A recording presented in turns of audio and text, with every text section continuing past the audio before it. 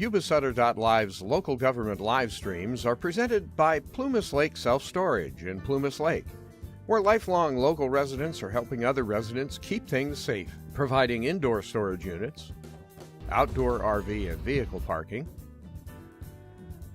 moving supplies, and Penske truck rentals. Details at plumaslakeselfstorage.com.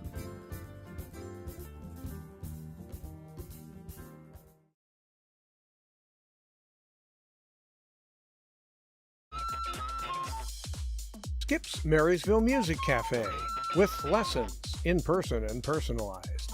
Instruments including guitars and amps, horns, strings for instruments, and a myriad of music and sound equipment. Skip's Marysville Music Cafe.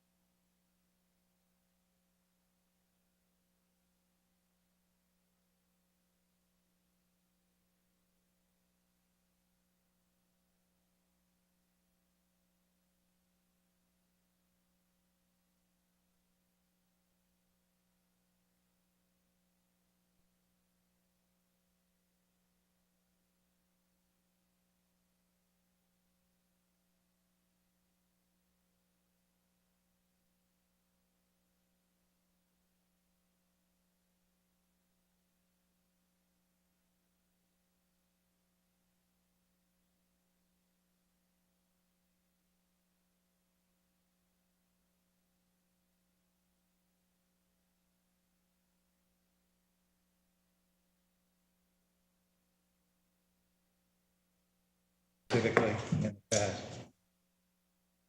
So has the city provided any funding to this? What are you looking for? I mean, we're not going to vote on anything right now, but I'm not asking. You're making a pitch. I want to make sure I understand it. So, John, sorry to interrupt. You may want to pitch what you had told me in the office about years ago. I mean, I don't know if that's something you said. As far as the partnership, you said that the city had funded years ago, but I'm not sure what that was about. Well, my grandparents, when they were actively involved in the 70s and 80s, they really went after funding and stuff for the event, for the whole weekend, and it has since gone away. Now it's just the parade and the bombs. I want to get something back going. I need the money to do it. Years ago, my uncle would be able to answer better than I can because he's older than me. But anyways, my grandparents really went after the funding, made the partnerships with the city, made partnerships with Bill Air Force Base and a bunch of other businesses around the area in order to get this going. And that's what I'm trying to do again. It's just trying to get things going, get the funding to do it. The Marysville Chinese community has some money in our kitty, but not enough to cover everything. Understood. Okay, now I understand the what's hoped for and planned for the weekend and what you have on your mind. And I think the next step is to probably work with Mr. Flores and see what the city management comes up with a recommendation. Okay. I've met with Mr. Flores. I've met with Chief Sachs, and I've also met with the fire department. Probably got some more meeting to do. Oh, yeah. Okay. Well, Okay. Well, good. Well, thank you for thank you for that update. And I always enjoy that weekend. Well, hopefully we'll make it bigger and better. Sir. All right. Thank you. Thanks, John.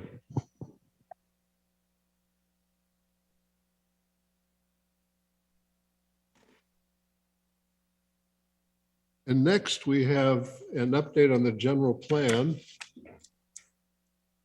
Is Pease. Good evening, Mayor and Council. Is this working?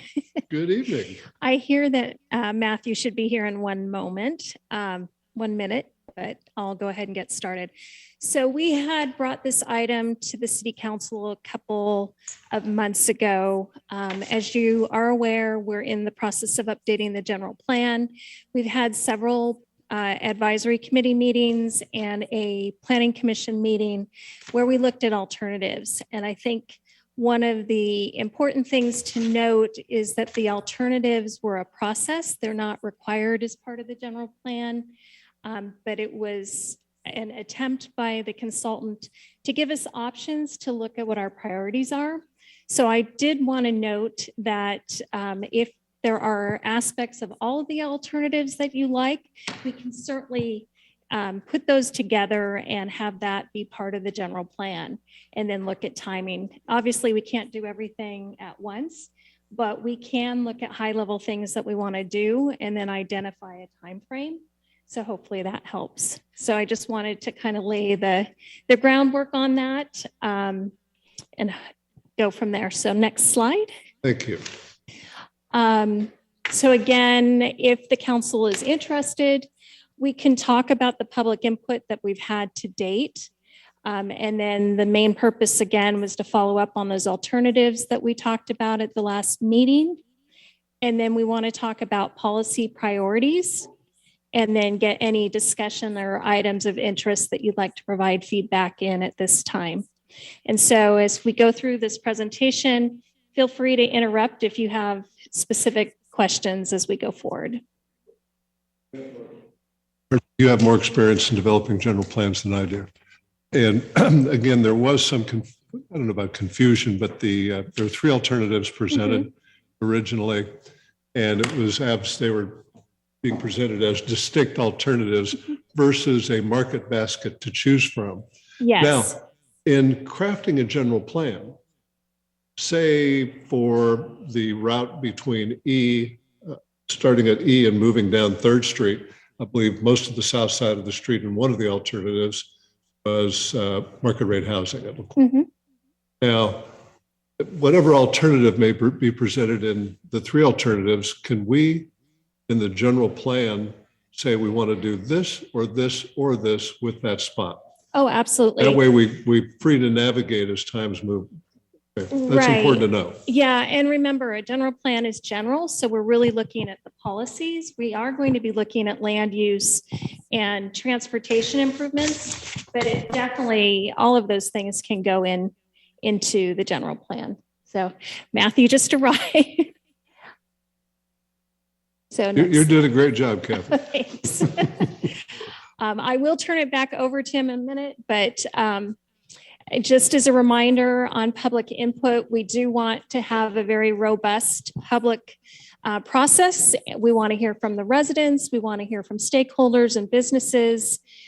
We had a general plan advisory committee in April, May, and June. And again, we had about 20 to 30 folks per meeting, made up of business representatives, stakeholders, residents that provided really great input. We started with looking at the vision and then what was important to the community, what they wanted to see. AECOM did 2 surveys, electronic surveys that were available on the website that folks could participate in to say what they loved about Marysville, what they'd like to see in the future, some guiding principles, and then some input on the alternatives. Now, with respect to a survey like that, it was a survey where someone had to be motivated to go to the website. Yes, so we have a mailing list, an email list that we sent that link out to. And then it also. And how is that mailing list put together? As we've had at least 3 planning commission meetings where we've been talking about it, and we've told folks, hey, if you're interested, reach out to me and I'll put you on the mailing list. I sent out mailers to every voter when I was running for mayor. I've sent out a mailer to every voter in the city, and it cost a little bit, but it wasn't very expensive. And you had good feedback with that. That's well, something. The thing is, then you make every registered voter, who are the more concerned citizens in the city, they're registering to vote, interested in, they're aware of, I should say. Yeah, we certainly can look I'd recommend into that. thinking about something like that. I know what kind of budget you have, but I know it wasn't a backbreaker. Okay, well, that's good feedback, and we'll definitely look into that. Yeah, we're doing this. We want feedback on this. Please reach out, go to the website and express yourself. Exactly. Kind of thing. It also was on the main page of the City of Marysville's web page. So when you. I know, but you know what? Not everybody wakes up in the morning and goes to the City of Marysville webpage. That's true. We all know that. Hell, I barely look at my email. Yeah, well, we're happy to do a mailer, absolutely. And then, as you are aware, last year we adopted our housing element, and a few years ago, the bounce back plan. So both of those documents are going in and informing as we go forward. I would submit that based on what I've heard, the e-survey is not adequate in terms of getting really general feedback on what you're trying. Sorry for the interruption. Oh, no. This is exactly kind of the format that we want this evening to hear from you. So that's great. Mathew, did you want to take over or? Okay. Mathew Gerken with AECom. Stay close by though.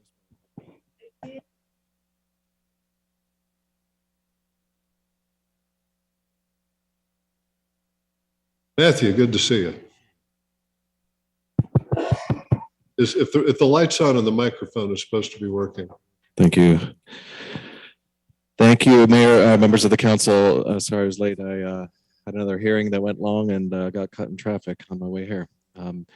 But you were in good hands.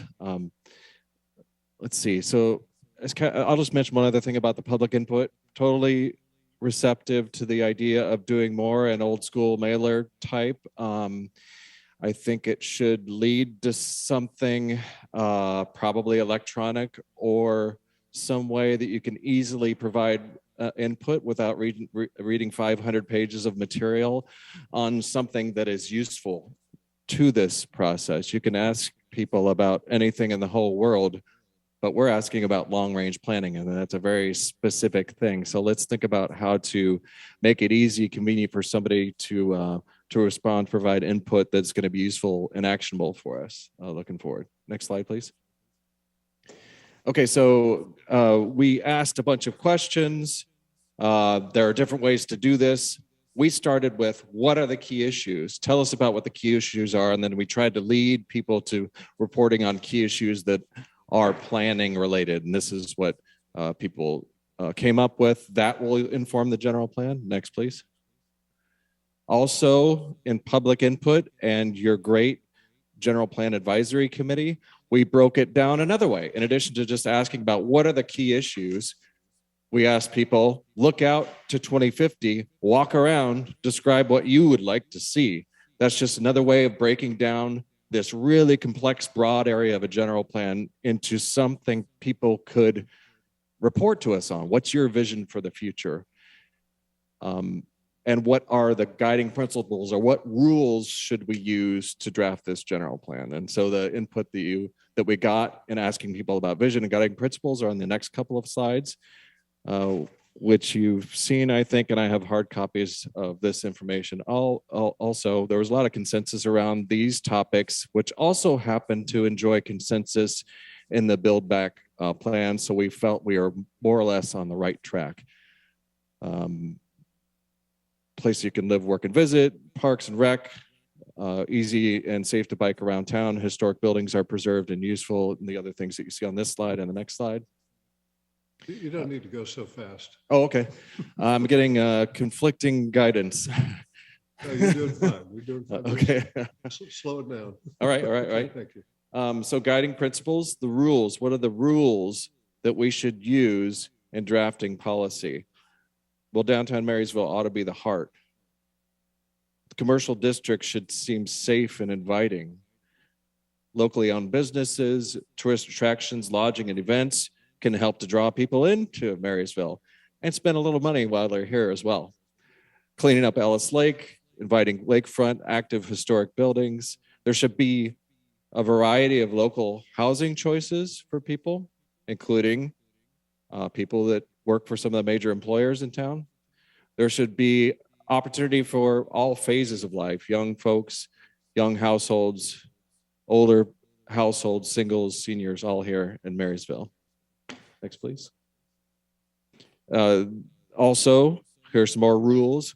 Transportation facilities in the city should be in balance with local needs, you know, specifically the state routes. They ought to serve state and regional goods movement and commuting functions, but they should also be in balance with local quality of life needs. What do you mean by that? That's the first bullet. Yeah, the first and second kind of. Okay.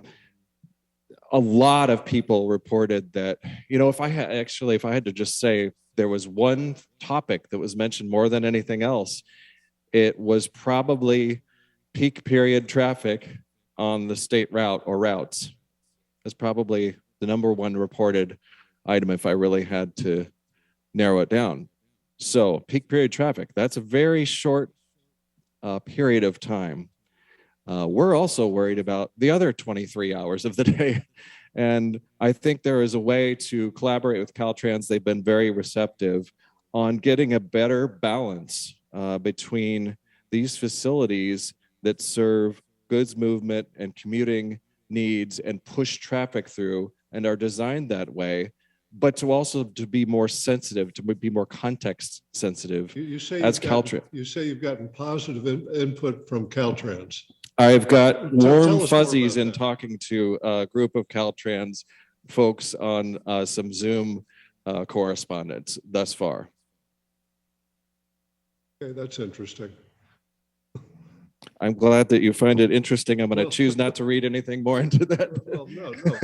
Well, there's interesting. Please continue. Yeah, and I think there are some resources to back up this collaboration looking forward. And that's one thing that we're highly interested in, active transportation grant funding, for example. So more rules of the road. There ought to be safe and convenient ways to walk, bike, and roll around town. Like Dan is always thinking about, public-private partnerships are ripe for driving ahead the vision, the shared 2050 vision for Marysville, collaborating with other agencies, collaborating with the private marketplace and property owners to mutually beneficial outcomes.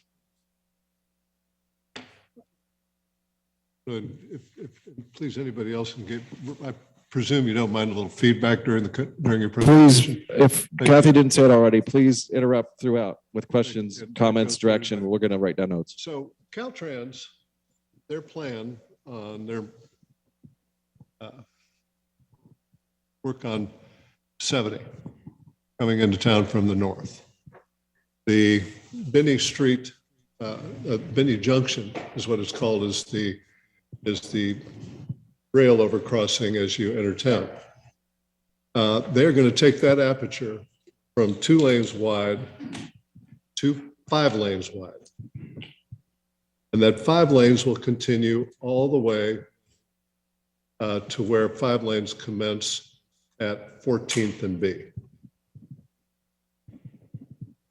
They will also be taking the necessity to make that happen. They'll be taking the rail overpass at nearest the high school there. They're both near the high school, but the other one. And they will take that from 2 lanes wide, widen that aperture to 5 lanes. And there's a concept of induced demand. Once you make something more inviting, it's used more. So feedback you're hearing from people about peak traffic hours. Peak traffic hours are pretty long around Marysville. You can, have you been coming here very often? Have you ever tried to get into town on a Friday afternoon from the south or north? From the south. From the south? But your stop and go, what, at least a mile out of town, right? On Friday, I don't remember. I remember. Well, trust me, it was 7 minutes. I was caught on the bridge. I remember another time it was 9 minutes or something like that of delay, total delay. At like 4:45, something like that. commencing 3 o'clock, particularly on Fridays, but many times regular weekdays, the backup is a mile and a half north and south of town. Yeah. And again, you make something wider, it induces demand. It's just going to crunch. It's just going to crunch that traffic instead of being mile and a half. Since there'll be 2 lanes coming in, it'll be 3/4 of a mile. And then we've got, and I'm very much in favor of Costco coming in. I don't want to throw any shade over Costco, but Costco is going to come into town. The average number of customers that visit a Costco store every day are 5,500. I'm expecting probably 3,000 of those 5,500 will be passing through Marysville. And since it's round trips, that's going to be an additional 6,000 unique trips through Marysville. It's going to get interesting. We're engaged in some litigation with them. We'll be talking about that with our counsel after this meeting in a closed session.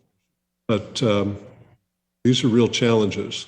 And I agree with what the feedback you're picking up from residents, whoever's giving you this feedback. It is a big problem, and it doesn't promise, there's no mitigation in the plans of Caltrans. Furthermore, the county has suggested, or actually have plans, right? They've submitted a plan for a connection between Highway and 70, commencing in Linda at about Earl Road and intersecting and connecting with Highway 20 at about Plants Road, which is not too far out of town, Marysville.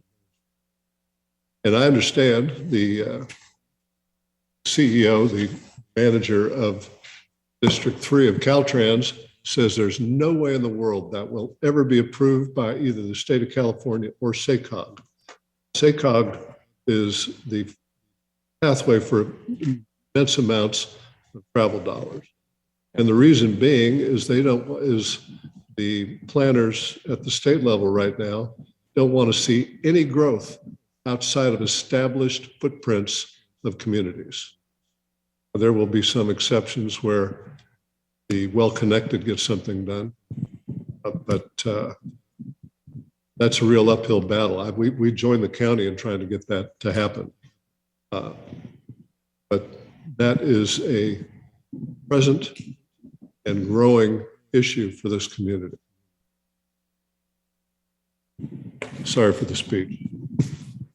Any other comments along the way here?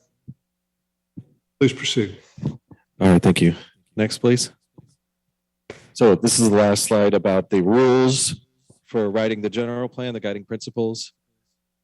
A lot of people commented on parks and public spaces should feel safe with the diversity of recreational programs, cultural opportunities, collaborations among government agencies, and active volunteer ethos, input from all perspectives, and inclusive economic development opportunities. Any comments, questions on these items? Okay, thank you. So this brings us to alternatives. So I already mentioned that we reached out to your great General Plan Advisory Committee and the public, and we asked them questions in different ways. What are the key issues? Number one, what is the desired vision for the future? What guiding principles ought to guide our efforts? Just ways of asking questions to get input that's useful for this process. And then the last way that we have asked for input is through alternatives. Alternatives for the general plan are not any kind of legal requirement. It's just another method for getting input for the general plan. Importantly, it's a way to ask questions where people can provide input from a spatial planning perspective. That's a weird thing for a lot of people. You know, not everybody thinks about land use and transportation planning all the time. It's exotic. So alternatives are just a way of trying to ask questions. You create different alternatives that contrast with each other, and you ask people, which one seems right? Which one do you favor?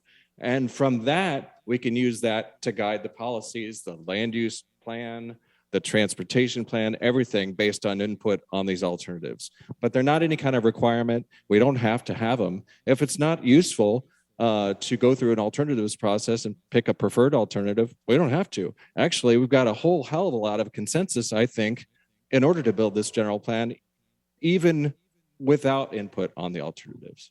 It may have been before you arrived, Mathew, but I'd ask Kathy, can we put the alternatives out there so we have a variety of pathways we can approach? And she said yes, and that was very encouraging to hear. Could you elaborate a little bit? Well, the last time. Not you. It cost $250,000 per crossing to upgrade the technology at the crossing so we don't have to listen to that all the time. Good thing to save up some money for. There we go. The last time you presented, there were 3 alternatives presented as if they were distinct alternatives. Yeah. When in fact, as I understood in my earlier conversation with Kathy, that these alternatives, say for some section of town, there could be 3 alternatives in that section of the city or on a street, what have you. It can be in the general plan so that we have a lot of flexibility as things evolve going forward. Okay, thank you. You know, the 3 alternatives that we shared could also be, and you brought this up last time. I think somebody brought this up last time we were here in August. They also could be viewed as sort of phases, like we do alternative 1 first, really focus in the downtown commercial district and the eastern portion of the medical arts district first. And we really try to facilitate and expedite infill investments in that area, try to take advantage of catalytic effects. That's what happens if you put a lot of energy in one spot. Often it'll drive the neighbor to do something with their property, which will drive some bank to have more confidence in investing in the next property over, et cetera. So this could be a phase. We start here, we move out and focus investments more broadly in the West Marysville area, and then sometime in the future contemplate annexation if it is what is the right pathway for the city at that point in time. What's your sense of what market forces would have, what kind of impact market forces would have on that? For example, a private investor, but in this case, let's call it urban smart growth, the people who own Hotel Marysville. They're interested, they're moving forward. So let's put energy behind market forces versus, I mean, at what point is our judgment of what should be done first better than what the market is telling us? Follow the market forces, provide the support, and get a sense. But the trick is understanding where those market forces are going. And for example, Mr. Dan Flores over here is working very closely with the senior executives at Adventist Rideout. They want housing in Marysville, near the hospital, walkable to the hospital, for young doctors and senior level nurses, what have you, all the way down to technicians. And these are income levels from $500,000 a year down to the low numbers over 100,000. And so this creates opportunities. And so Dan is spending a lot of time supporting and assisting the folks at Adventist Rideout and working with developers. In addition, you might want to be aware of the fact that Mr. Flores is also organizing, along with Jim Shad, city manager, a tour of the city by various development groups with a tour guided by city officials pointing out potential development opportunities. And the trick, I think, will be getting a sense of where the economics are going, where the private investment is going, because we can certainly facilitate in terms of helping things move forward, but on our own, we may not be the best. We could be a good judge of what should be done, but if somebody else is getting ready to invest a lot of money and it syncs up with something we want to do, whether it's today or 5 years from now, get behind that. Yeah, I don't even think your point requires any elaboration on my part, except to say that, yeah, I think identifying market failures that could be solvable by the city or in partnership with other agencies related to information, whatever it might be, is a good place to start. But yeah, allowing the market forces to do a lot of the work for you, totally right. We looked at this in a lot of detail recently with a couple sites, one in Marysville and one in Yuba City, and actually did pro forma analyses. What revenues could be generated from redevelopment of this site? What does it cost? What does a developer want by way of return? And then what are some incentives that could help make something that is almost feasible become feasible through some sort of incentives on the city's part? For example, the Hotel Marysville, one of the questions when I'll bring people up to speed on exactly what is happening there, and there's a lot happening. I gave a talk on this at the Rotary Club meeting this past week in Marysville. People ask, what are you going to do for parking? And I think my response is always the same. Market forces will determine that. If he wants people to stay there and rent, and it's going to be apartments, as I understand it now, there might be some hotel operation within that, but it'll be market forces that determine that. And since he owns two other corners at the same intersection, he's got some land to play with to solve the problem. So, and in fact, do I understand correctly, Mr. Shad, that we cannot require parking for any buildings? Please. There is some new legislation coming through at the state level, I believe, and our expert Kathy Pease might be able to expound on this. But my understanding is, yes, we are not going to be able to have as much local control over parking as we have in the past. Thank you, Kathy. Especially for higher density affordable housing, there will be more stringent requirements. There are some requirements right now where it requires, depending on how many units, we're restricted on how many parking spaces per unit we can mandate. So that is something that we've looked at for market rate. Right now, there aren't any restrictions, but going forward, that could change. Now, what about, I thought I was informed about a legislation or rulings with respect to any property within a certain radius of a public transit stop? Correct. What's that about? So the state is trying to encourage higher density housing within what are called transit-oriented areas. And so higher densities are allowed, and it does allow a waiver of parking. I don't know, Matthew. As I understood it, within a certain radius of every transit stop, and that basically encompasses 100% of the city of Marysville. That's not quite right. This is AB 1241, which basically says local agencies cannot have parking minimums within a half mile of a transit priority area or a high quality transit stop. That means at least 15-minute headways during peak periods, or it can be light rail. There's a rail component to it as well, but it's not every single transit stop. In fact, it wouldn't be very many in this area at all.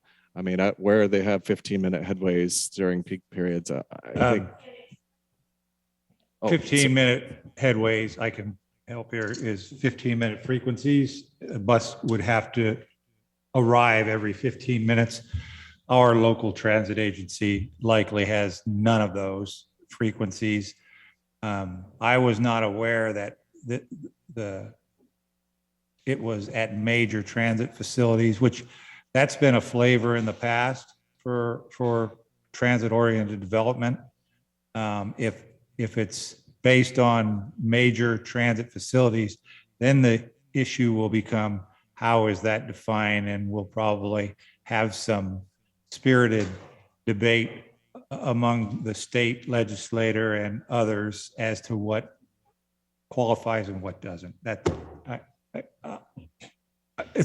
So that's correct. Right now, it's tied to transit-oriented development and affordable housing. So if an affordable housing developer came in and wanted to do an affordable site, we would be restricted on how many parking spaces we could ask for in that development. But market rate right now doesn't have any restrictions. We actually, there's so many nuances. For higher density, we need to come up with objective design standards, and parking will be one of those things that we are going to be looking at. So we need to have in place our standards so they're defensible. And I would just plant the seed. If the state is going to minimize the parking requirements for affordable housing, we may want to match that with market rate housing to make it a fair playing field.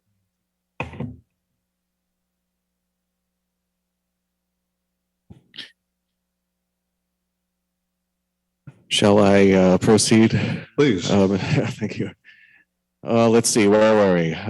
We're on this page. Alternatives. Not a requirement, sometimes useful, posing questions. We could look at it more flexibly. Oh yeah, okay. This last point goes to that exactly. Please don't worry so much in general, but please don't worry so much about picking your favorite alternative and then needing to defend it through this entire process. We will use these concepts to develop policies and detailed implementation strategies for you to consider based on this input. But you'll be able to weigh in on tree planting standards and height limits and the northwest corner of the downtown and everything else under the sun. We're just using this direction to kind of point us in a consensus. We're using this input to point us in what we think is a consensus direction for drafting the entire general plan and specific plan. So to speak to your point about think of these alternatives more flexibly, absolutely right. I don't think we need to go over this anymore. There were 3 alternatives.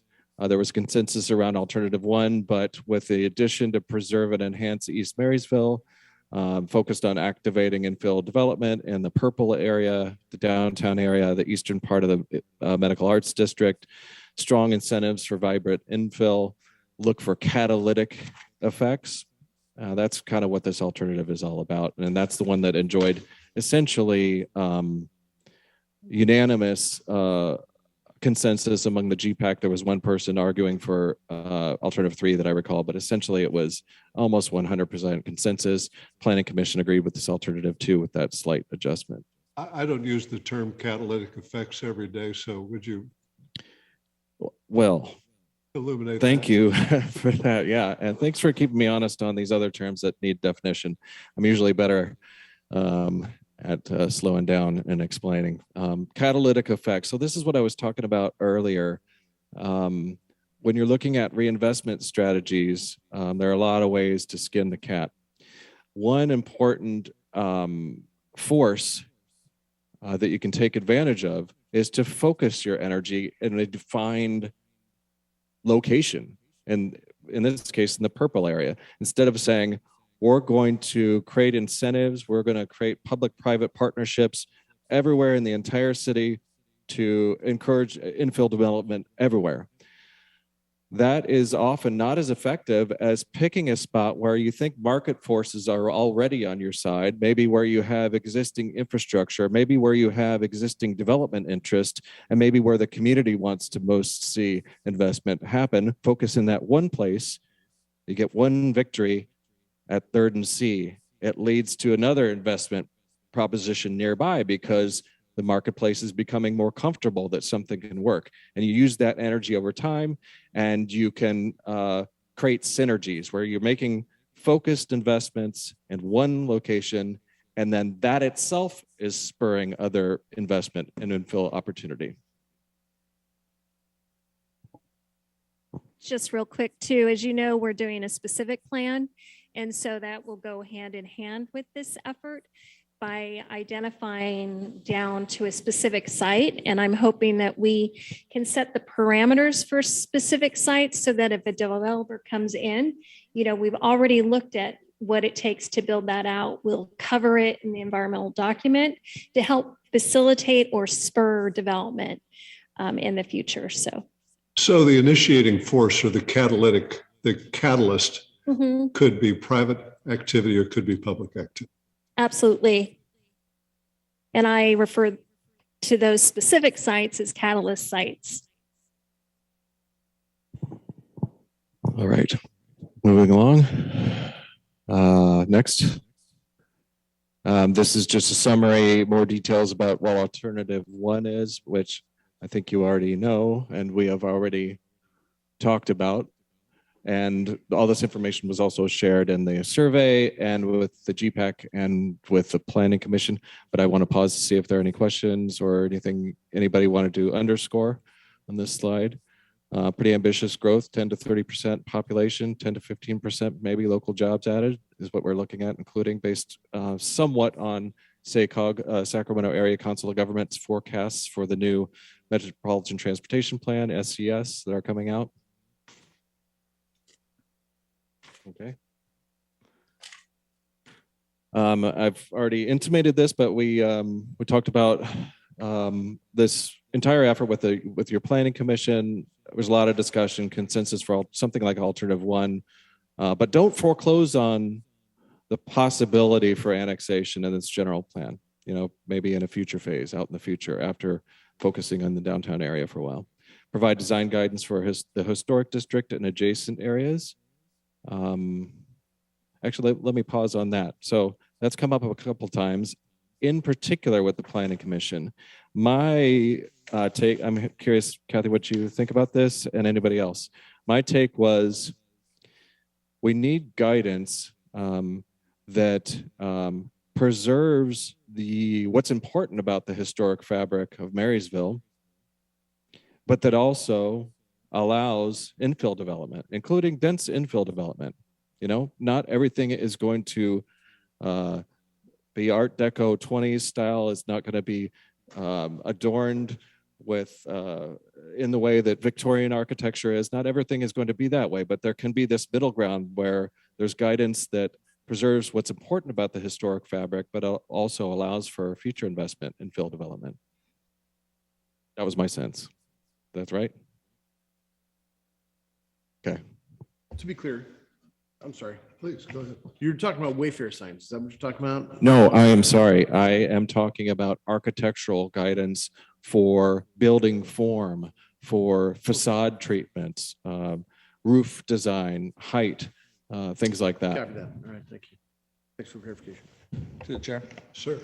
Matthew, since we're here, and I think we're probably going to move on from it, just looking through some of the key points in the rest of the presentation, but under here you said do not foreclose on the annexation idea, and you brought it up a couple of times already. But one thing you just said recently was that in the committee meetings that you were in, it was pretty much a consensus amongst the members involved, except for one, to go with the alternative 1 route, right? Which I think is great and I'm in favor of, right? Curious, what was the committee's input or disregard, or what was kind of the temperature for annexation? Why were they not open to it or mindful of it? You can speak to it a little bit. We're going to be relying on my memory. I am more prepared on what people said and what the consensus is than I am prepared on why, frankly. Do you remember any kernels? I think it was mainly that there's a lot of work that they saw an opportunity in the existing city. And so I think that's why there was a huge focus on that, and a desire to look to the future and see what could be supported there. The person that was very in favor of annexation did have some good points. I think they're looking at economic development. You know, are there opportunities if we expand to bring in more commercial, more housing? Does that help from a revenue standpoint? I think the reality with annexations is that they're very difficult. It's not an easy task, depending on which way we go, whether it's the north or the south, and depending on how many residents there are. Those residents have to vote in favor of it, and you have to have a majority. You have to make sure that it fiscally works for the city. And so you have to run the numbers, and then you have to go to the local area formation commission. So it's not a really fast, straightforward, this is something that can happen in the next 2 or 3 years. So I think that's part of the conversation. So more of a focus on the task at hand than what could be down the line, which I absolutely completely understand, right? And I'm just kind of curious what some of those comments, what some of those thoughts were, and why. Obviously, there's many ways to be able to multitask and move forward. And one of the reasons I bring it up and I'm concerned with it, to be quite frank, is that we're seeing a massive amount of growth in South Yuba County. And there's going to be incorporation one way, shape, or form. And incorporation is going to happen. And if an area or a region of population incorporates in today's world, they have to incorporate as a general city, right? And we're a charter city. We're not a general city in the state.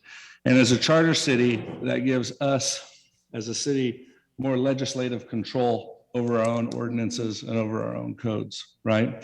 And so there's going to be a point, granted, we have the task at hand, but there's going to be a point in our future, and probably not so distant future, probably 10 years down the line, where we've got to be able to provide an avenue for those residents to say, we would rather be a part of a charter city and annex in, and I think that you'd find more favor amongst the county residences than you'd think, rather than saying, as an alternative to, we're just going to become a general city, because we're going to hit a population size where it's going to have to happen, right? Yeah. And so we've got to be able to have our net cast to be able to capitalize on that. Otherwise, then this is our last chance as a city to be able to annex. It'll never be able to happen after that. Right? And that's an excellent point. And I think we haven't talked about this, but an avenue that we should explore is expanding our sphere of influence, which is the intermediate step. It does what you're mentioning, which is, you know, establishing a line that says the city of Marysville has interest in this area. It allows, you know, folks in that area to know that there's an interest, and gives us a little bit more standing on what happens in that area. And that's, you know, a first step before determining whether annexation makes sense. Sure. So I do think that's something that, you know, we should look into. Yeah. I just, moving forward, and I'm all in favor of alternative one. And I think that it's obvious that this is what we need to focus on in a short term. To think we can have it done in 2 or 3 years might be a bit ambitious, but we've got to keep that door open moving forward in annex.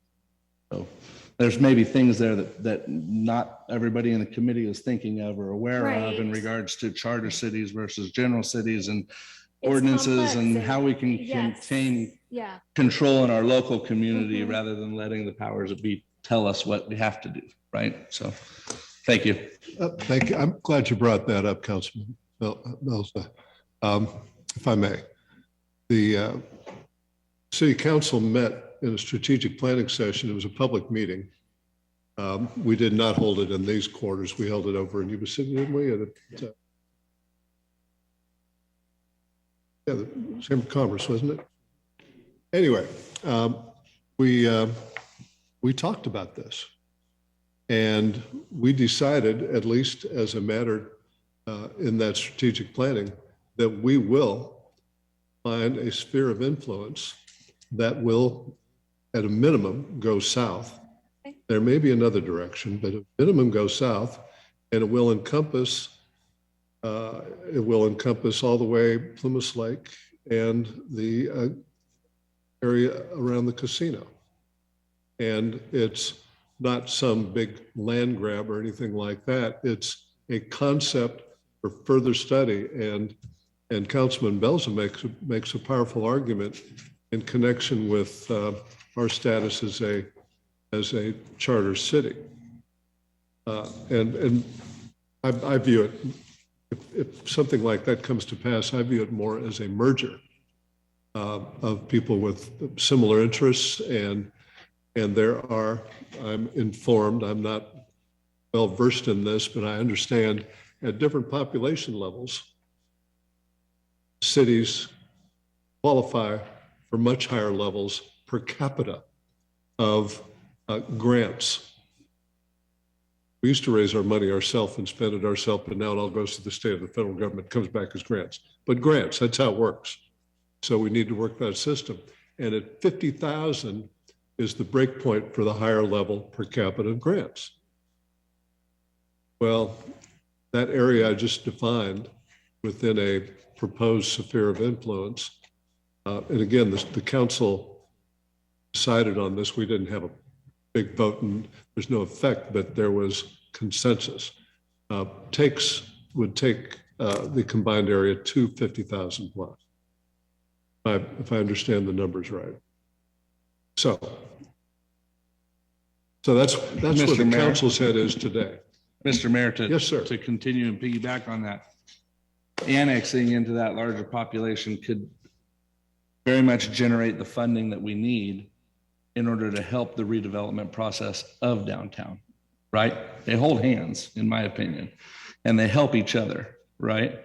So the more improvement that we can show the county that we're taking care of our own backyard, so to speak, the more apt we are to be able to grow, and the more growth that we have, the greater finances we see coming in, which they can then go in and continue to help the redevelopment areas. It's a cycle. It's got to be working together. Well, and enhanced development in the merged entities also, it's across the board.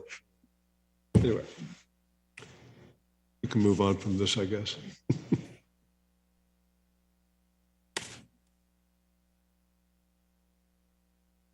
How are we?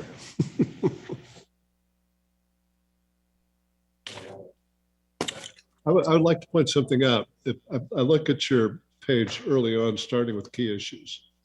And the fourth bullet point, add vibrancy, housing, nightlife, entertainment, services.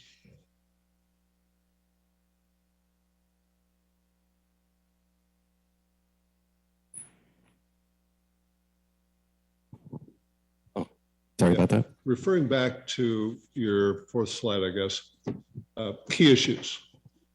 And one of them is add vibrancy, housing, nightlife, entertainment, services, activities. And then at the bottom of that list is address image and perception issues. Blight, homelessness. Now, if I've got you here, okay. Those two things are key to downtown and alternative one.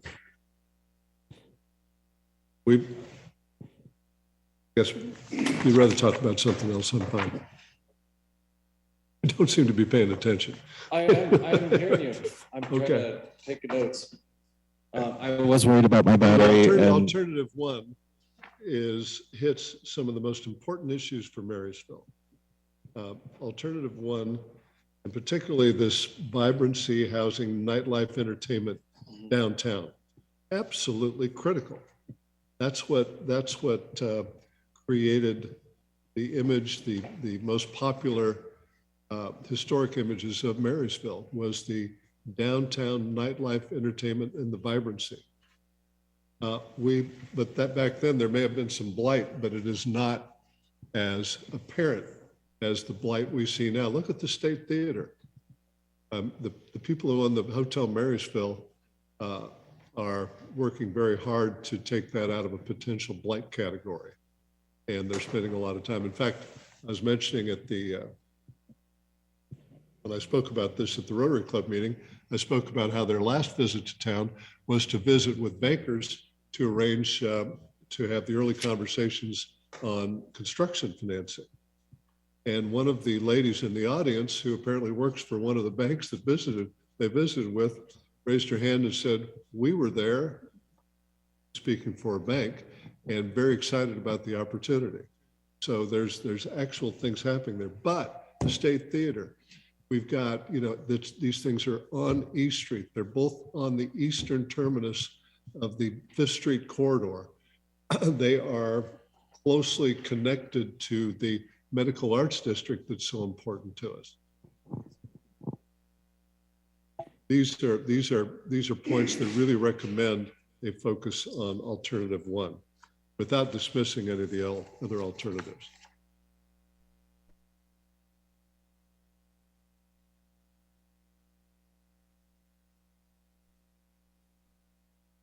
Need to bring a note taker next time.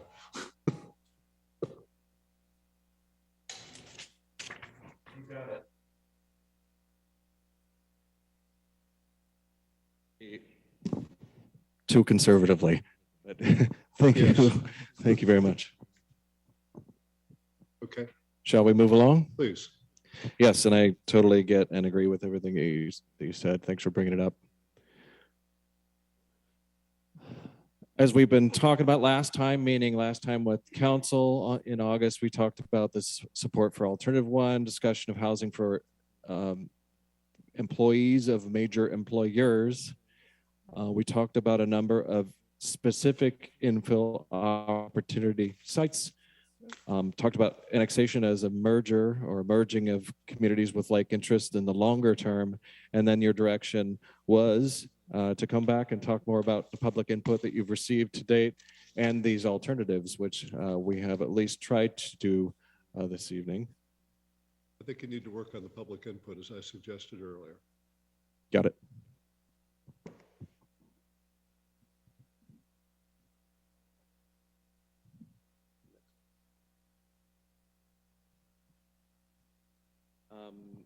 So finally, I just want to mention some of the things that are next. You've noticed to date, we've kind of remained at the high level. There's been a lot of input about specific intersections and specific locations, but we've been trying to keep at the high level to get to consensus so that we can develop then key policy areas and share those with you next time, get into more details.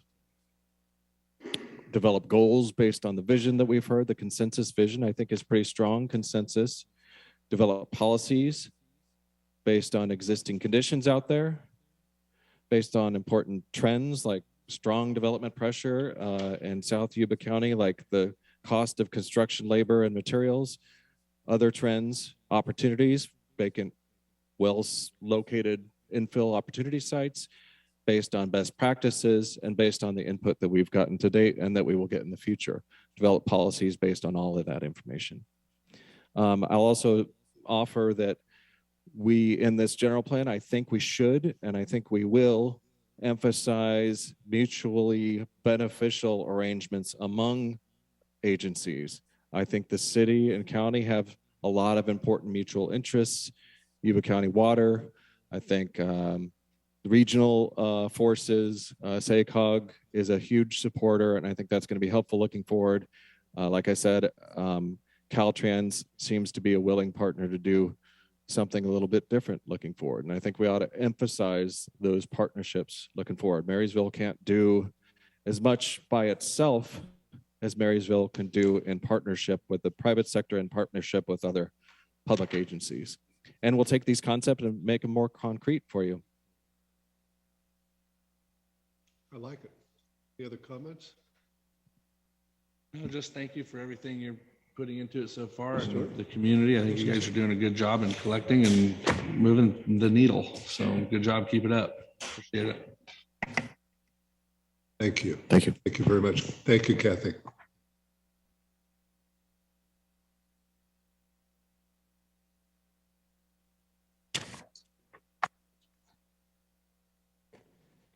Okay, we now move to a community and consent calendar forum. I have a paragraph to read. Individuals wishing to address the city council concerning consent calendar items or on matters not already on the agenda, in other words, anything you want to talk about, are invited to make oral comments of up to 3 minutes. If you'd like to comment and you're attending this meeting in person, please complete a speaker's card and return that card to the city clerk. When called upon, you go to the podium to address the council. If you're participating via Zoom and would like to speak, please raise your hand via Zoom. When you're called on by the city clerk, you'll be unmuted and you can address the council. Whether you're here in person or attending via Zoom, when called upon, please give your name clearly for audio recording. You're requested to address your comments to the council and not to the audience. By state law, the council is not permitted to undertake any action or discussion on any item not appearing on the posted agenda. If you have any documentation you'd like to be distributed to the council, please mail it to the city clerk, 526 C Street, Marysville, 95901. Madam Clerk, do we have any of the members of the public wishing to comment tonight? We do, Mary. Thank you. Our first speaker will be Kathleen Herring.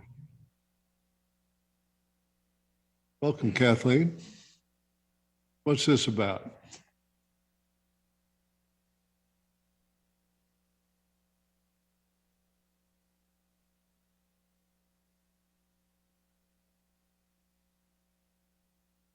Oh, you. Okay. It's the dogs, the chickens, the garbage. I had been here before about the neighbor on Elm Street that piles garbage all over the place. Code enforcement has been out, and I knew that they were coming because all of a sudden there was all kinds of activity down there. And what they did is they took the garbage and they put it in the back of a pickup truck and parked it across the street. It's been there for a month now. The only time they do anything is when I believe they're probably on a schedule with code enforcement. They know they're coming, so they get stuff done. They do have people coming in and out. They bring dogs. The dogs end up in my yard. The chickens from the other end, there's only 2 roosters left. They come to my yard. With the roosters, I would like to know, what if I trap them on my property? Am I liable for anything? Can I get in trouble for that? We don't give legal advice at these meetings. Okay, I did not know, but I'm going to do it. I'll tell you right now. It's just, there's been some improvement, but it's like gotten stagnant again. These same people with the garbage, the only time they do anything is when they know that code enforcement is coming, or if you've been called, if anybody's been called. Other than that, they're there all day. Nothing gets picked up. They have put some tires. There's a little field there. They put the tires there. The motorhome was parked at the end of my driveway. They had a tarp over the garbage in the truck. The motorhome got moved. Rain came, the tarp came off the garbage and went over the roof of the motorhome. It's like, and I sit there and I watch, you can see the garbage in the truck and it's just kind of going over like this. It's going to be all over again. And yeah, it's very frustrating because they don't care. And I mean, law enforcement's done whatever they can do. These people just don't want to do anything. Thank you. for appearing. It matters that you show up and speak about this. Brings to mind, even though we're not supposed to discuss this, thank you.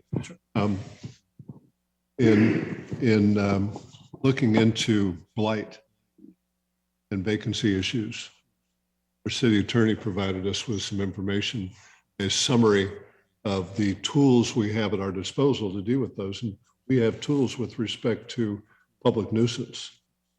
And it'd be interesting to see if this qualifies as a public nuisance. I believe it does, and I believe we've written them notices and possibly citations for public nuisance. I'll defer to the chief on exactly what has been done, but we have not stopped enforcing in that particular location. Let's find out what the penalties are for it and apply them if they continue. We intend to, and I intend to bring a recommendation back to council to increase those penalties. Good. Thank you, ma'am. Madam Clerk. Our next speaker will be David Reed.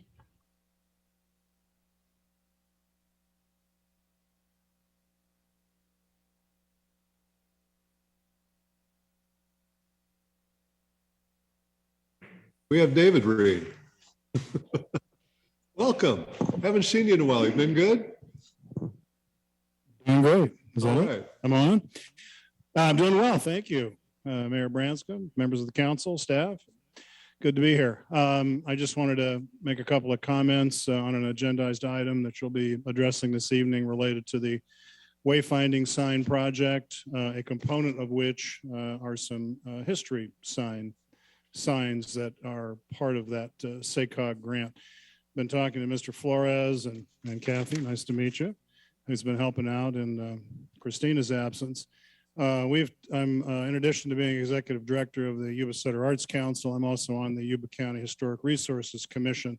And for several years, we've talked about doing something additional to add to the accessibility of history in Marysville. As you know, there are typically first Saturday history events and trying to get that coordinated. But what about the other 29 or 30 days of the month? People come to town or want to learn more about the history of Marysville. So an idea we've had for at least 2 years that I've been involved is to create a series of signs. These are, professionally designed signs, kind of like when you go to a national park or a state park, you're in a national park with text and graphics about why that place or that building, that location is significant.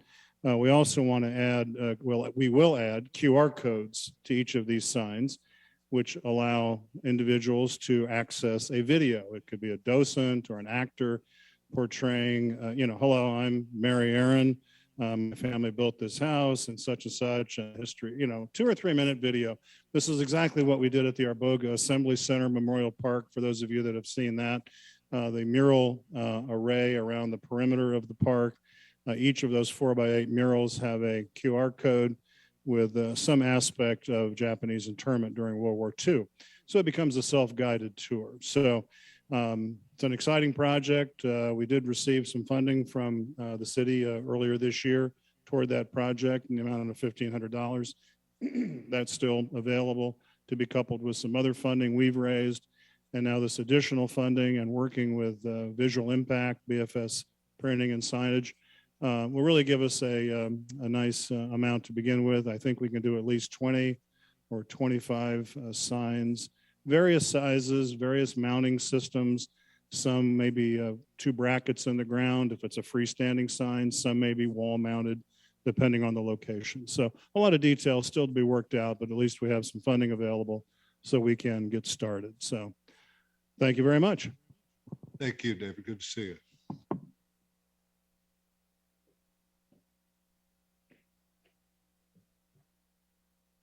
Our next speaker will be Scott Powell.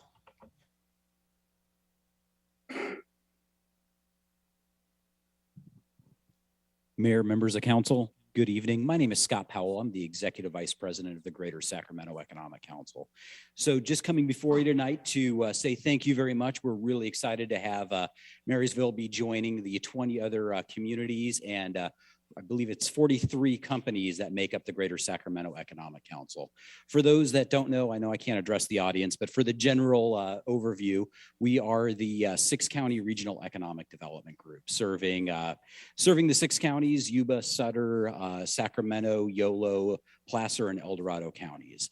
So as we consider how we grow a regional economy, we're all in this together. So as I was coming to prepare to speak to you guys tonight, and I don't have a timer, so I'm assuming somebody will shut me up when I hit my 3 minutes.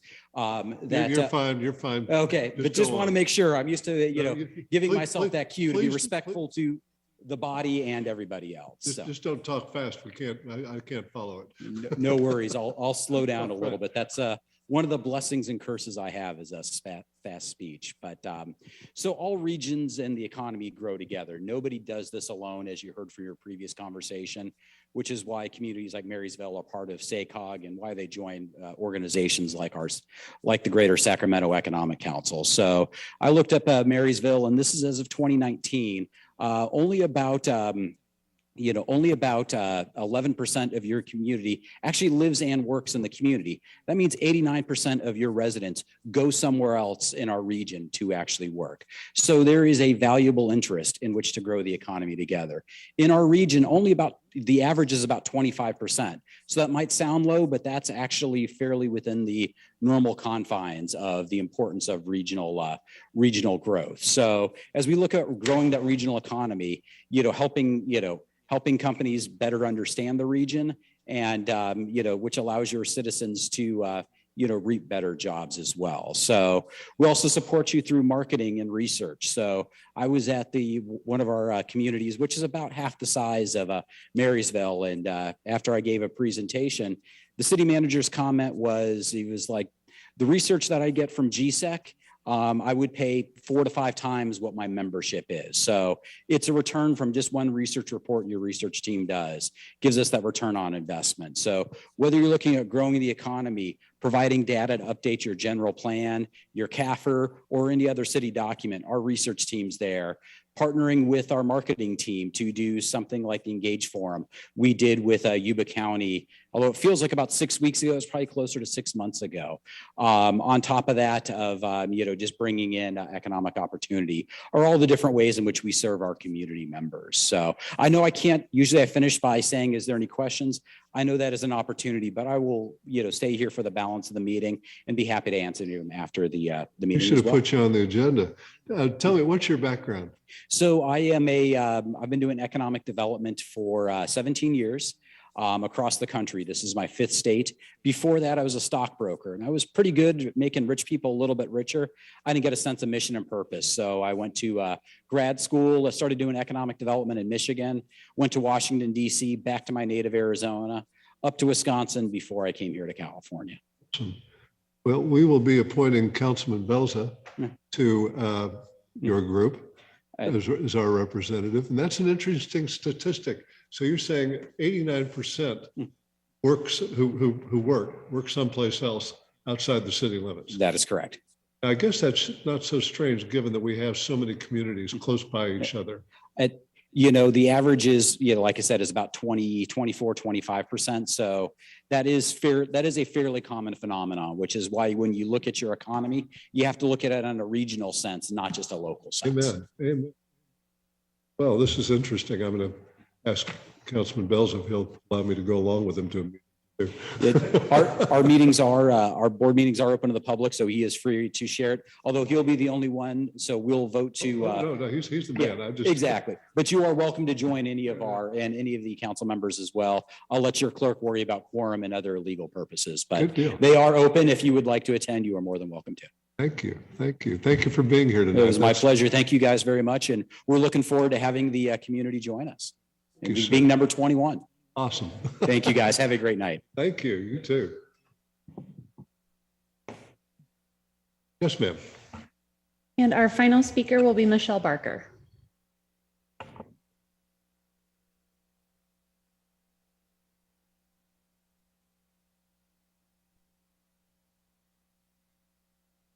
Michelle, what's on your mind?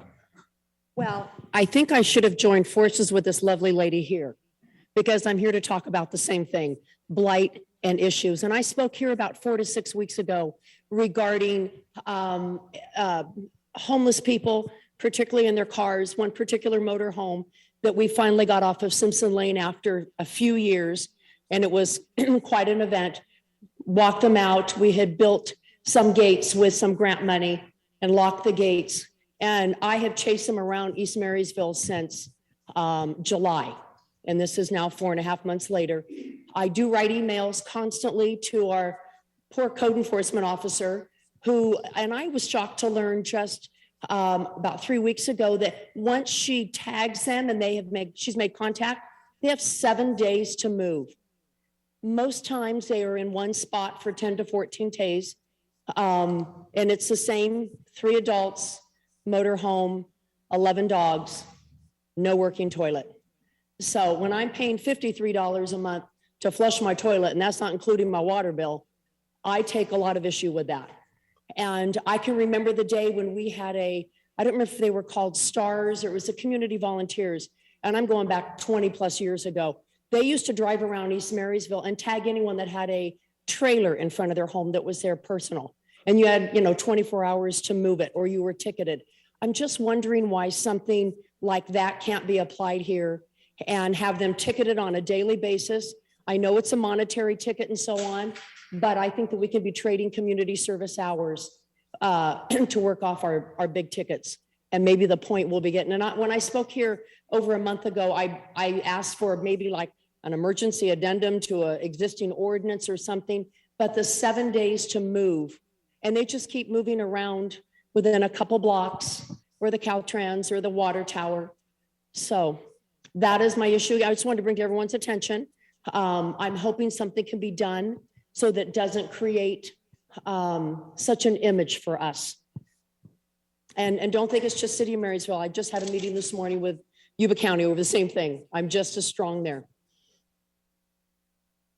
You want to ask me something? No, this is a persistent problem.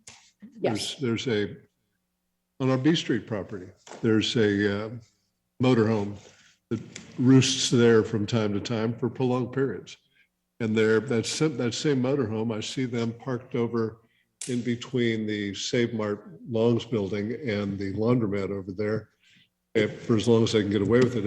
If there's a system that they're being able to find a crease in, and it's to our detriment, then we need to ask our city attorney if we have any control over, but I don't know what kind of control we have over the consequences. And I'm assuming that these are different consequences because they're living in it. Is that why they don't have to follow rules? Yeah. Like everyone else that has their little beautiful trailer house, they park in front of their house that nobody in the city of Marysville wants to look at either. Put it behind your fence or rent a space. I get it. And we used to have the volunteers that had the time to make it all the way around Marysville. I think on regular days. We do have those volunteers, and one by one, they're trying to chip off those people who aren't following the rules. Right. And I know this makes it different, but if there's something that can be done that can be an addendum to what these folks have no investment in the community. Absolutely not. It was a nightmare and code enforcement, a lot of lawsuits and everything. And when you leave one farmer's property and go over to the others, that farmer doesn't care because they moved over to that road. So, and I don't look at it that way. We're all in it together, and they need to be like everyone else, rent a motorhome space. Thank you. Thank you. And everything I learned in law school about self-help to evict trespassers.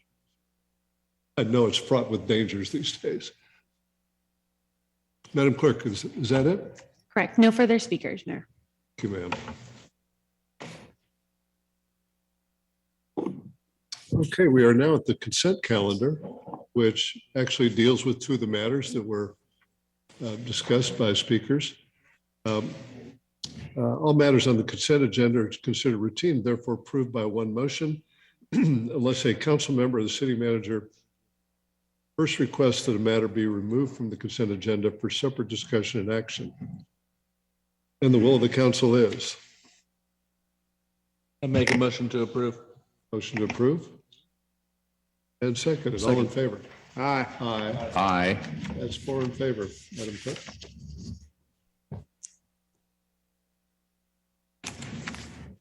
Okay, now let's see. I don't want to miss the committee appointment at the bottom of page 3 here. I'll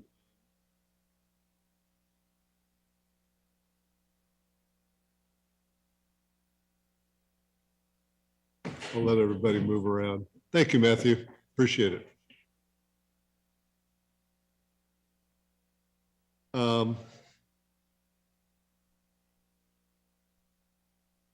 This might be an opportunity to introduce our new Public Works Director, Vincenzo Carrazzo. There's an appointment that's required to the Yuba-Sutter Mosquito Vector Control Board. And I would like to nominate Public Works Director, Mr. Vincenzo Carrazzo, to be the city representative at the Yuba-Sutter Mosquito Vector Control Board, effective immediately. By nominating or appointing, Madam Clerk? It is an appointment, Mayor. Thank you. I'm appointing. Done deal.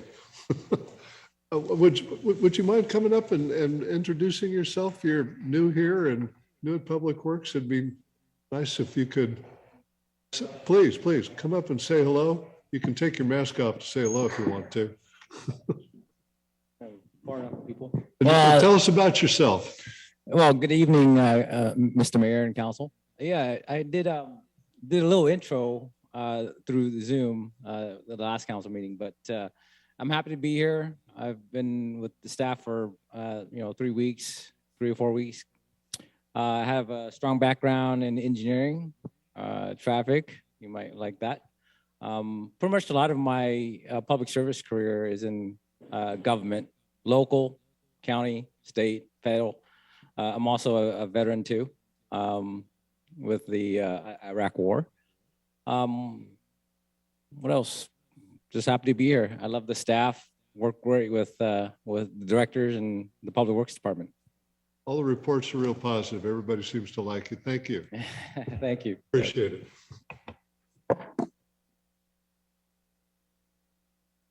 We now move to committee reports. Am I right? Mr. Belza, anything to report? I have no committee reports for tonight. Thank you, sir. Mr. Gilchrist. I too have no committee reports at this time. Mr. Hudson. I follow suit, no reports. We're moving on to council correspondence. Madam Clerk. No correspondence.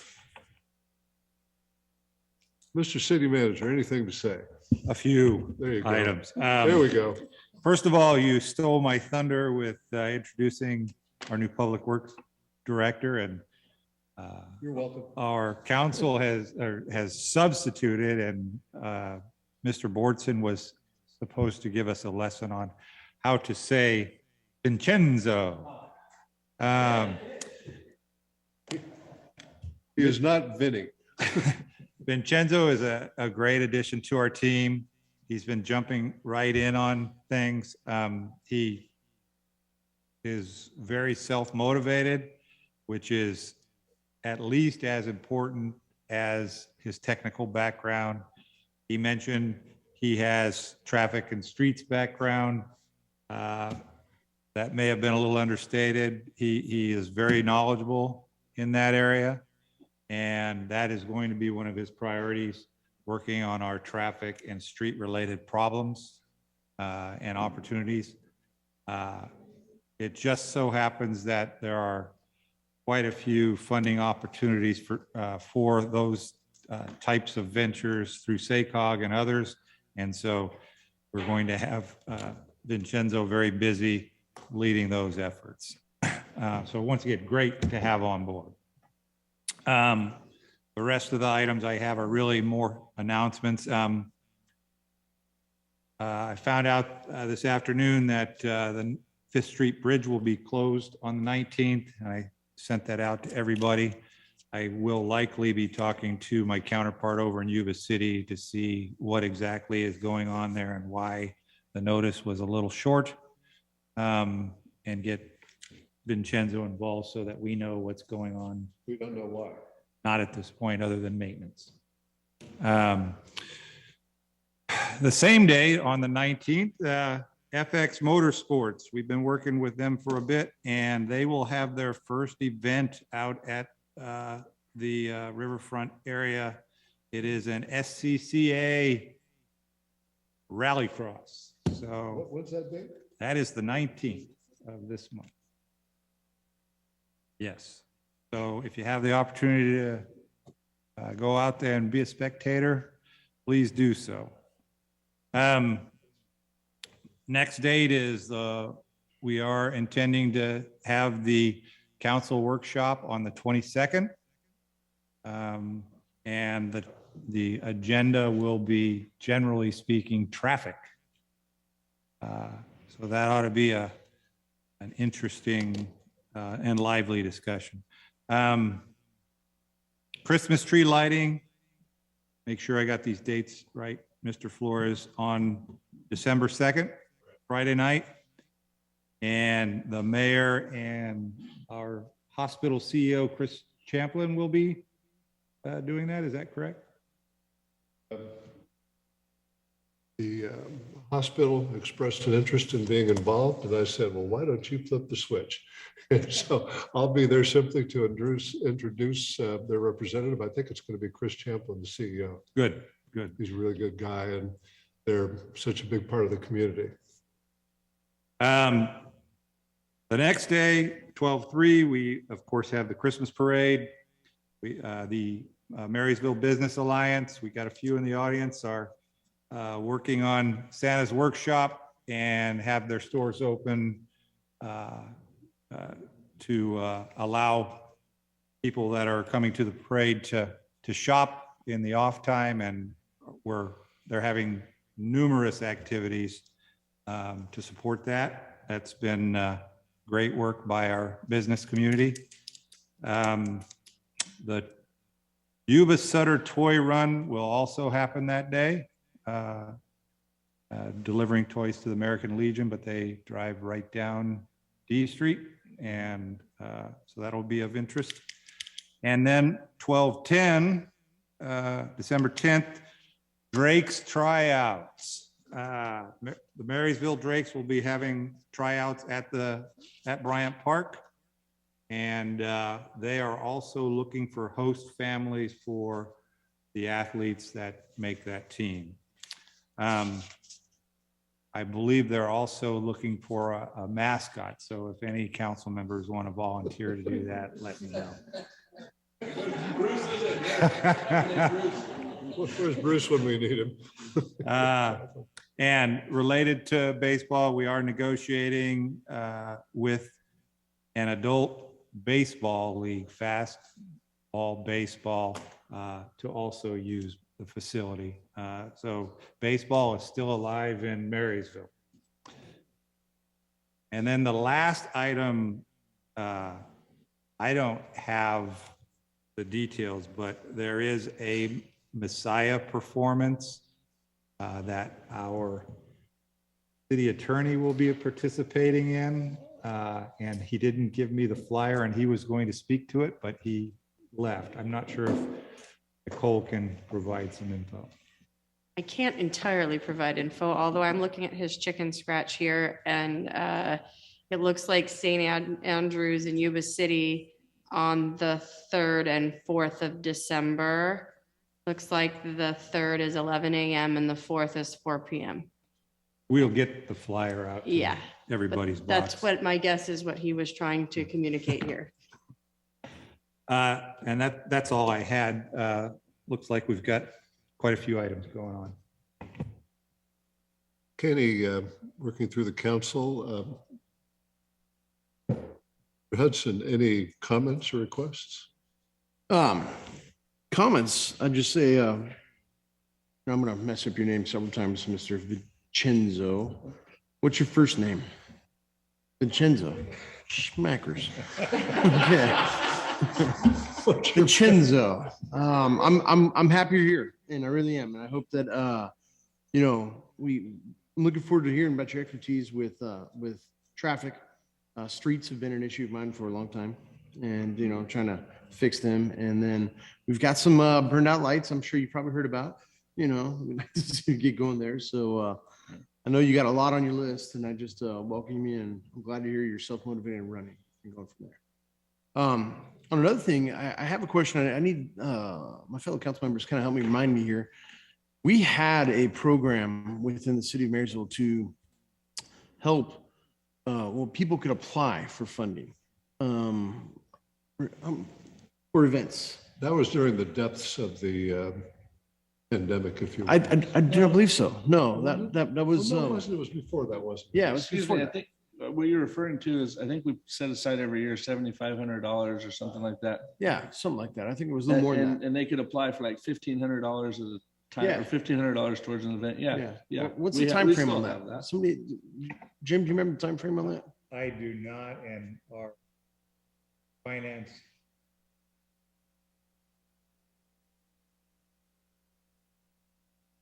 So the application period is due by March 31st every year. It gets presented to council as a whole in the budget process. And then once that approval remember. gets through, then we individually bring the applications to council for approval.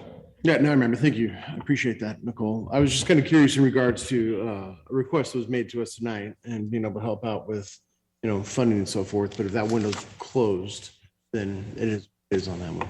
So 'cause I would like to help out with other things like, I've already been solicited by John over there to help out with a rib off, rib feed off for his event on one of those days, and been contacted and looking forward to seeing however I can help out personally with the Bok Kai event and being able to make it grow bigger and have a great time for the community. So thank you for answering the question, Nicole, and helping remind me of how that works. That is all I got. Thank you. Thank you, sir. Councilman Gilchrist. I would like to thank the merchants who have stepped up with the Merchant Business Alliance. That's Ruth Soto, Heather Thompson, and Damona Dibble-Kirkpatrick. I'm really impressed. You stepped up to represent our merchants for the Marysville Business Alliance. Thank you. It's really awesome. It's really exciting.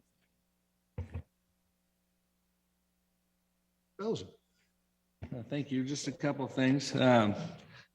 Unfortunately, I wasn't able to make the Veterans Day Parade this last week. I was out of town, but I heard that it was a great event and was sorry to have missed that. So, but I also wanted to again bring up the Marysville Business Alliance and the progression it's made over the last year and a half. It started with a small group of people meeting in the Brick, and it's now organically evolved into something that's moving, and the grants that we voted on tonight and everything that's happening in that, there's a lot of good momentum all the way across the board. And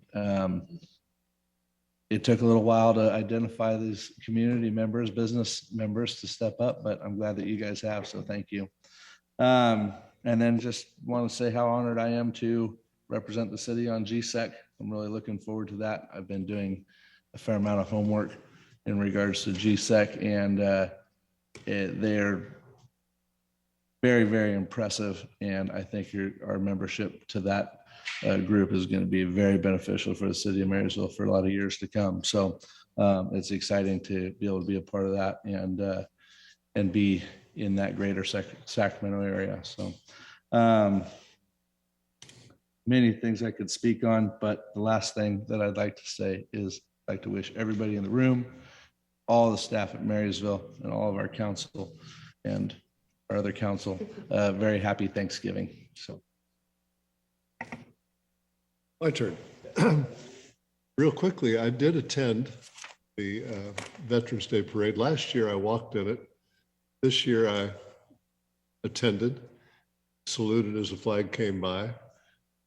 It's a great parade. It's a wonderful turnout. And the high school bands and the Beale Air Force Base Band, and it's a wonderful thing. I'd like to compliment our city manager, Mr. Jim Shad. But when I'm doing that, I also want to compliment the council that hired him, recruited and talked him into going to work with us. He has now filled out management team. For a while, you were functioning as city manager and public works director. Right. And over the course, allow me to compliment you first. First move was a bold move, bringing on Mr. Dan Flores. Dan's, everybody knows he's a county supervisor across the river. But I hear the story about how Dan approached Mr. Shad at an event that I was speaking at, and that became this relationship, and it is producing dividends for this city. And the next step was the idea about, let's talk with our friends in Linda Fire about connecting our fire departments. Here we have the fire chief with us here, and I'm so pleased to see you at this meeting. Thank you for being here. Finally, you have a public works director, and everybody seems to really like him, and the reports on his background and what he can do and the action so far has been really positive. Want to say something along that? Oh, go ahead and finish. I'm complimenting. No, yeah. What it's important, and I talked about this when I was speaking with the Rotary Club on last Thursday. How important it is to have the senior executive and the board of directors, if you will, the city council, really connected and working together. And we're so fortunate to have come together as a group and come together with Mr. Shad. And I've told him I want him to retire as Marysville city manager. And he's still pretty young, so that's a while to go. Anyway, that is I've got one more topic, but if you want to blush for a while, that's fine. I just want to say, I would characterize things as we've developed an excellent team with the people that were already here as well as the new faces. And we have an excellent team with our council as well. There's no silver bullet, single silver bullet that's going to fix Marysville. I did note when we looked at we're talking about the general plan, many of those things we're already doing. We're already on our way to doing that. We have catalyst projects already moving forward. And much activity.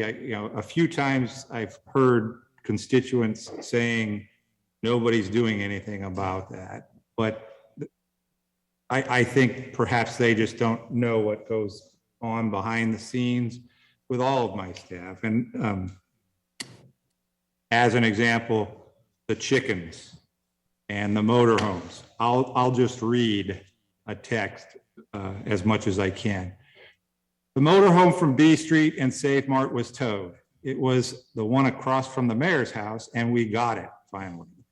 We have one person in code enforcement, and she did over 350 vehicle abatements last quarter in comparison to Yuba County's 75.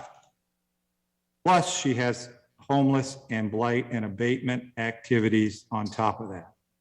As for the people living in the motorhome, since it's their house, we do have to abide by abatement time limits to avoid lawsuits. So that was from the chief, our police chief, and we are, as I said, attacking things from multiple directions. We have the carrot and we have the stick. We are limited on what we can do, but as a team, we are moving forward to try and accomplish what the residents of this community want to see and make this a thriving community. So I am very proud of the staff and our council on how we're moving things forward. It's been a delight to work here. And I've neglected to mention, I did mention the additions to the team. But I neglected to mention the key players who are already here and continue to serve at a very high level. Chief of Police Sachs, Finance Director Jennifer, I can't pronounce her last name right now, but Jennifer. And Nicole Moe, Madam Clerk. Key players on that team. One quick thing, I mentioned earlier when we were talking about the general plan and traffic, Costco, and the traffic that'll be coming back and forth through town, probably from, there's 60,000 people in Yuba City, a lot of people in Grass Valley, Nevada City, north of town, Payable, Live Oak. This is going to be the closest Costco. These people are going to have to come through Marysville. Most of the unique transits through Marysville on 70 and 20, where they're just passing through, they're not doing a lot of economic activity. They might get a hamburger, they might stop for gas. That's pretty much it. But folks who are local and are going to be coming through town, and they're going to be coming through town on across the 10th Street Bridge, 10th and E, 5th Street Bridge, 5th, maybe 5th over to 3rd, what have you. It may create economic opportunities, pathways for economic growth. Because I think local people will be more inclined to look at something happening along the way. It'll just be like they're driving across town to get to a Costco and, oh, here's this shop, here's that shop, or some opportunity. I'm very hopeful along those lines. That's an opportunity for me. That's the end of my comments. Okay, what do we got next? Next meeting. Oh, what's this? You said something about a town hall? Town hall on the 22nd. Oh. Town hall on 11/22. Oh, and that's, you think that, and that has the venue been announced? I see a note here, hopefully at the 530 building. We are trying to arrange it at the 530. I believe there's a tentative yes, but I Okay. had some text dialogue Okay. over there today. Well, that's and important. Let's yeah. get the word out on that. That's Yeah. a big deal. Yeah. Okay. I'm sure it'll work. The next regular council meeting will be held on Tuesday, December 6th at 6 p.m. The following meeting, scheduled meeting, December 20th, will be recessed. Madam Clerk, you have a notice to read. I do. Thank you, Mayor. After the closed session, the city council will leave the council chambers and the meeting will be adjourned by operation of law due to lack of a quorum. If there is any reportable closed session action, a report will be made at the beginning of the next regular council meeting. I ask that after the closed session item descriptions are read by the mayor, that all members of council, applicable consultants, and staff join the closed session meeting. Thank you. Thank you. Now we will be adjourning to closed session to discuss a matter that I'll describe. If anyone would like to comment, you're here in person, speaker's card to the city clerk. On Zoom, raise your hand via Zoom. Either way, when called upon, you can speak your mind on the topic. Madam Clerk, do we have anyone wishing to speak on the matter going into closed session? We do not. Thank you, ma'am. The matter that will be discussed in closed session is pursuant to Government Code Section 54956.9. There will be a conference with legal counsel regarding existing litigation. The name of the case is City of Marysville versus California Department of Transportation et al. For a petition for writ of mandate in Yuba County Superior Court. Thank you for all being here. We're now adjourned.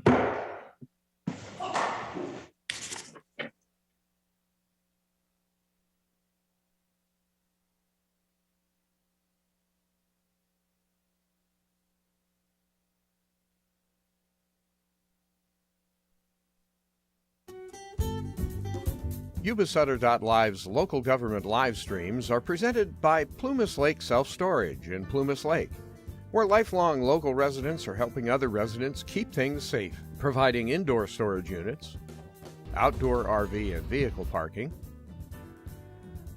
moving supplies, and Penske truck rentals. Details at plumaslakeselfstorage.com.